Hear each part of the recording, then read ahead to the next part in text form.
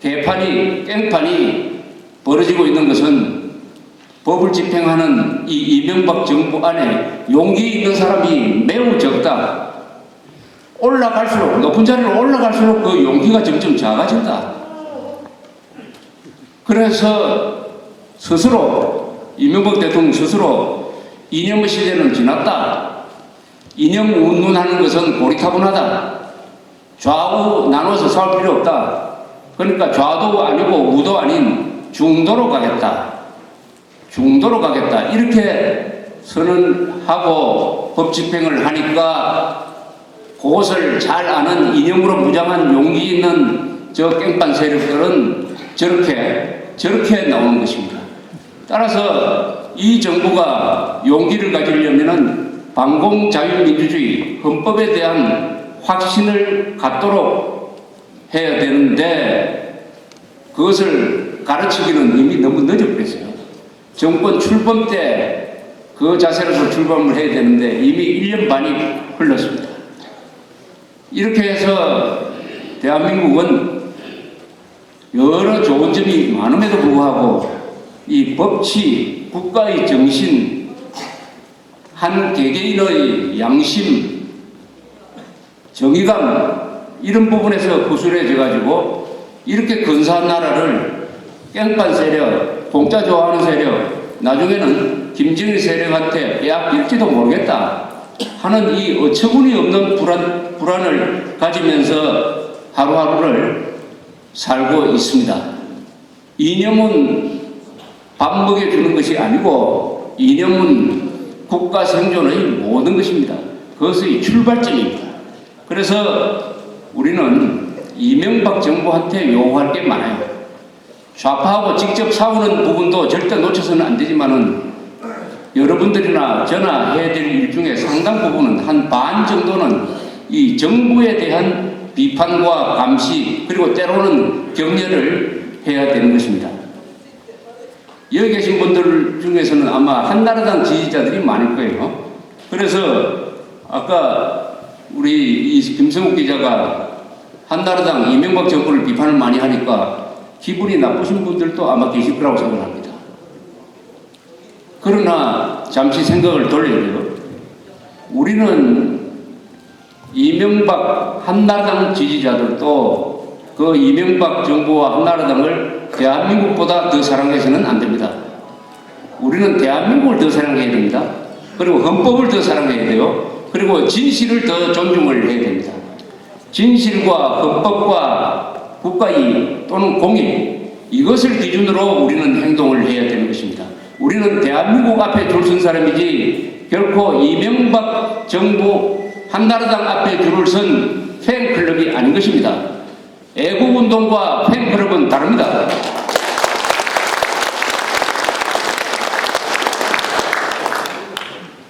여기까지 오는 동안에 가을이 무르익는 것을 보았습니다. 더구나 경기도를 지날 때는 이 들판이 어떻게 좋은지 누렇게 되어가지고 정말 탐스러운 국토로 변했습니다. 이 국민행동본부 덕분에 전국을 많이 돌아다닙니다.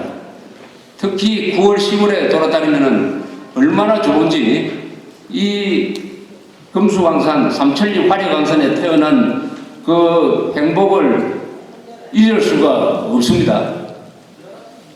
애국가 1, 2, 3, 4절 보면은 거의 단어의 반 이상이 국토사랑입니다. 국토사랑. 동해물과 백두산부터 시작해가지고 남산, 가을 하늘 이렇게 올라오다가 마지막에는 괴로우나 즐거우나 나라 사랑하자. 왜냐? 괴로우나 즐거우나 이 대한민국이라는 나라가 이렇게 좋지 않느냐? 이렇게 아름답지 않느냐? 더구나 가장 아름다운 지역 중에 하나가 속초, 설악산을 등지고 있는 이 속초 아니겠습니까? 매일 아침에 일어나셔가지고 저 울산 바위를 한번 구경하는 것만으로도 저는 남는 장사를 하시는 분들이라고 생각합니다. 이 지역에 사시는 분들.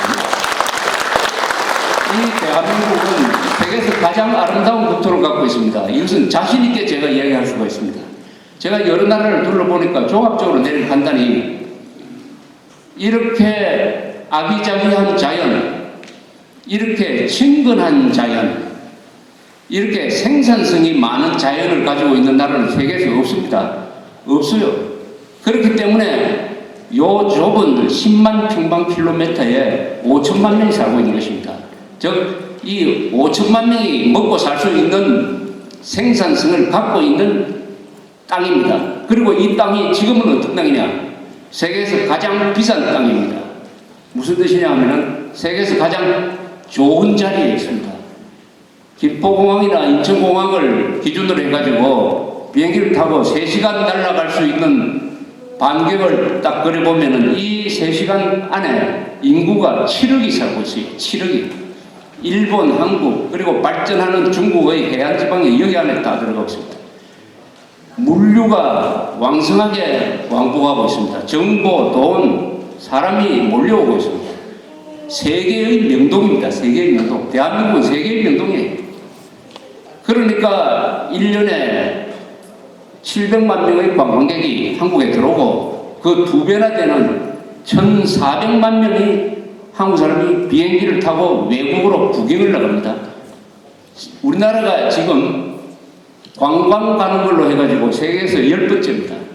관광에 쓰는 돈이 한 200억 달러가 넘어요. 세계 10번째 관광 대국입니다. 돈을 쓰는 나라입니다. 돈을 많이 쓰는. 세계에서 제일 돈을 많이 쓰는 나라는 독일입니다만은 이 정도의 나라입니다. 이 정도의 나라. 울산에 우리가 강연을 하러 갔는데 울산이 1인당 국민소득이 4만 달러입니다. 4만 달러. 강원도를 보니까 1인당 국민소득이 약 15,000달러로 나와 있었어요. 그런데 요사이 우리나라에 잘 살고 못 살고가 거의 비슷해졌습니다. 여기 계신 분들은 지금 서울에서 종로구에서 이런 강연을 할 때 거기 모이신 분들하고 옷차림도 똑같고 국민의식도 똑같고 지식 수준도 똑같고 생활 수준도 아마 비슷할 겁니다. 오히려 한때 잘 나가던 대구가 1인당 국민소득에서 우리나라에서 제일 미칩니다. 1인당 국민소득 1년에 한 1,300만 원. 두 번째로 꼴찌에서 두 번째가 부산이에요. 1인당 국민소득 1,400만 원. 강원도도 그렇게 높진 않습니다만 경기도와 같은 수준입니다. 요새는 그러면 어디가 제일 잘 나가느냐? 울산 다음으로는 충청남도입니다. 저 서해안 해안지대를 깨고 있기 때문에. 그 다음이 전라남도예요. 그 다음이 경북입니다. 그 다음이 경남이에요. 이런 식으로 해가지고 우리가 61년 동안 개발하면서 경부 축선으로 개발을 시작을 했지만은 지금은 균형 개발을 이루고 있어요. 지방과 서울, 전라도와 경상도 별로 차이가 없습니다. 통계에 의하면 한국은 계층 간, 지역 간 소득 격차가 세계에서 가장 적은 나라입니다. 가장 적은 나라입니다. 그런데 어떻게 합니까? 노무현, 김대중 정부 시절부터 대한민국은 양극화다. 계층 간의 소득 격차가 심하다. 지역 간의 격차가 심하다. 빈익빈 부익부다. 그래서 이런 나라는 뒤집어야 된다. 뭐 이런 논리를 만들었습니다. 지난 개천절 때 보니까 정운찬 총리란 분이 나와가지고 노무현 대통령이 하던 연설하고 똑같은 연설이에요.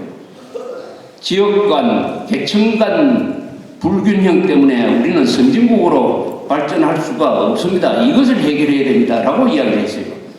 제가 보니까 연설을 거꾸로 하고 있습니다.